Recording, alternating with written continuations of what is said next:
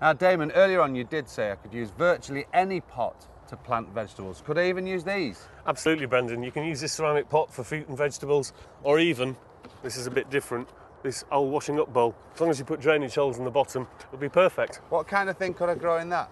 Salads is excellent for something like that, or even strawberries will hang down quite nicely. It'll work really well. One of the problems I imagine with sowing all of your vegetables together is that they all, well, you reap them all together and you end up wasting crops. How can I avoid that? It's a common problem. By staggering your planting, what you're basically avoiding is them all ripening together.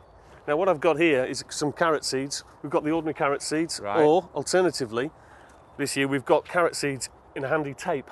That is a tremendous product. So you're not fiddling about with individual seeds, no problem about spacing them, it's all done for you? It's all done for you, they're in the tape, you just put them straight in the soil. I mean, how easy is that? Right, okay. You'll see I've covered this raised bed with this fleece for a couple of weeks to warm the soil. Why on earth do you need to warm the soil up? Seeds won't germinate below 7 degrees centigrade, and what the fleece does is it warms the soil. By putting it in a raised bed, you're also warming the soil in early spring faster than the surrounding soil. Right, okay then. Well, let's have a go. First of all, presumably you've got to dig a trench in our bed, eh? Yeah, if you just get a trowel, you just dig a small trench, about 1.5 centimetres deep along the way. Take one of your seed strips like this. Yeah. Just lay it in the trench, nice and simple. Cover it with soil.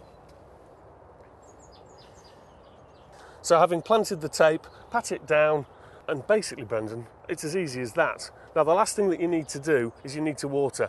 Now, if you're going to water it, you can use a watering can or you can use a hose. Right. You must remember to have a rose on the end. What this does is it spreads the pressure of the water out as you're watering. If you don't, the jet from the hose or the watering can displace the seed. So that's a nice row of carrots. That's not going to keep me in carrots for very long, though, is it? It isn't, Brendan. That row won't. But by staggering it, planting every 2 weeks through the early spring, is come June and October, you could be cropping carrots right the way through. So presumably you have week 1, week 3, week 5 and so on. Absolutely. Now, a last hint, if you get your seed packet, you can put this at the end of the row, like so, and that'll tell you what you've planted and where you planted it. That's the carrots. Are there any other vegetables that we can be planting at this time of year? Absolutely, Brendan. Spring's a great time to be planting onion sets, something like these. Same principle as with the carrots. By staggering them every 2 weeks, you'll be cropping your onions right the way through the late summer. Another easy one is garlic. If you plant these now, about 5 centimetres deep, put soil on top, give them a good water, and you'll be cropping from July.